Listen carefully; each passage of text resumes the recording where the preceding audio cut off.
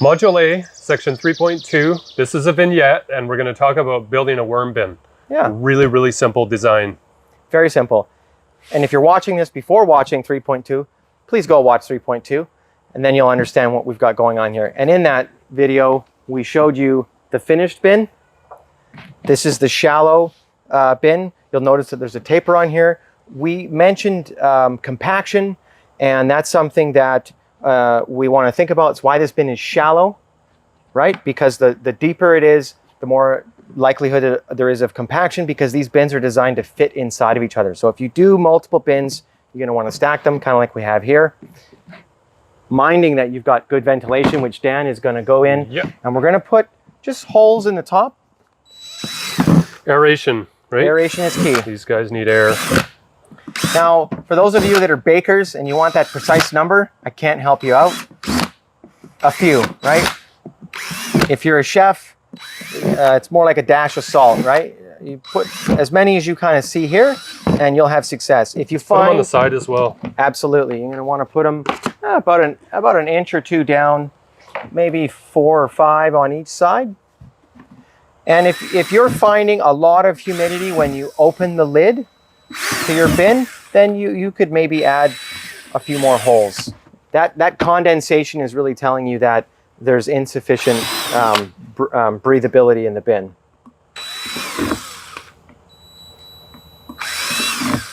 So the next thing that we're going to do is we're going to put bedding inside this bin, and that's what we have in this sack here. Now, in a lot of videos you might see online of a favorite food or organic matter to start as a bedding for the worm is cardboard, shredded paper, things of that nature. And those work well. Coconut coir, peat, those all work really well. When you're taking a worm out of its natural environment and then you're putting it into a foreign environment, it's very stressful, right? It's like going to a foreign country, you don't speak the language. So we like to use vermicompost, and that's what's in this bag. So this is made by the worms, and it's full of the biology and it's pH neutral, and it's everything that the worms like. So we're going to take this and we're going to add a layer, just like you would if you were using shredded paper. We're going to add about a 2 to 3 inch layer. If you didn't have this and you were finding worms in your garden, maybe they were in a pile of leaves, yeah, maybe that'd be a good thing to start your worm farm with. Absolutely. How are we doing there? It's about 1.5 inches, I'd say. Okay.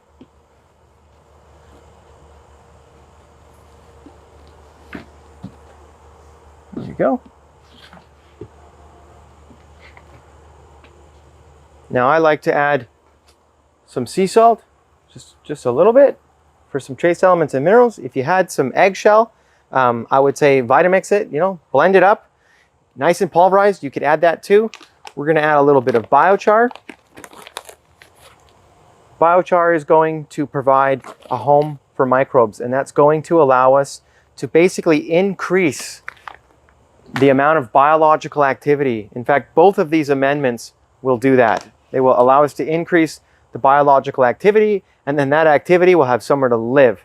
And this is also going to stay in the soil. It's carbon stable for about 500 years. So acting as a battery somewhere for the microbes to live, and also for water to be retained. Does cool things like hangs on to heavy metals and makes them unavailable. Very, very cool addition. So if you're adding foods or organic matter where you maybe thought there might be some heavy metal toxicity, biochar is something that's going to help you out. So now that I've got my bedding, I've added, what do you got there, Dan? Hey, you found some eggshells. Some eggshells. Excellent. So calcium is what you would add to help deal with acidity. And so even crushed up like this is totally fine. What you will see is that I'd like them a little finer, I think. But, I would, ideally. To break down quicker, yeah. Absolutely. So you would want to sift this out as you're sifting out your castings. That's why pulverizing it really helps it out. And also, a worm can't eat a chip, a large chunk. They really need those smaller particles. So in time, this will break down. We have our worms. And these are red wiggler and red tiger. And we'll just throw them down here.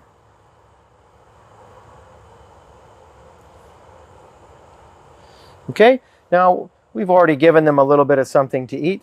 And this is actually a cotton fiber that can be in there.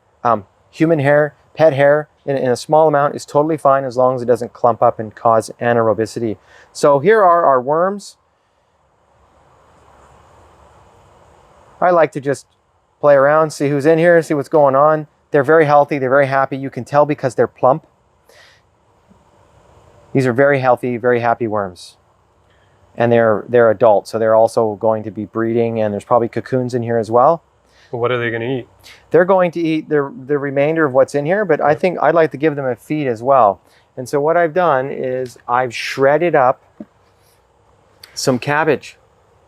Now we have a machine at TerraFlora that, think of it like if you ever looked inside of a paper shredder, a cross cutter, that kind of thing, it's something like that. And it just basically shreds up our food waste.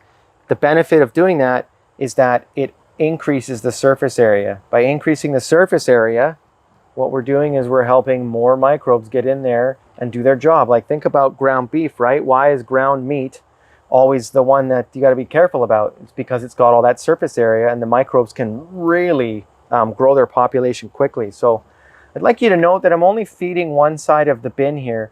And the reason for that is because as a beginner, maybe I don't know what foods. I haven't had any time to observe whether or not the worms even like cabbage. Take my word for it, they do.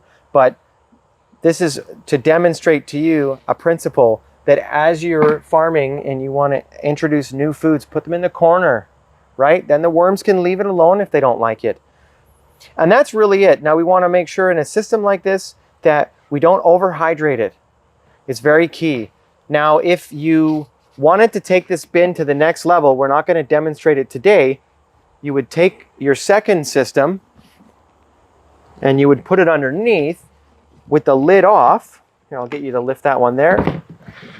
You would then put that inside like this, and you would drill same size 3/16 inch holes in the bottom, and that would create a drain. If you've seen the Bokashi bucket video, you'll note that's what we do there.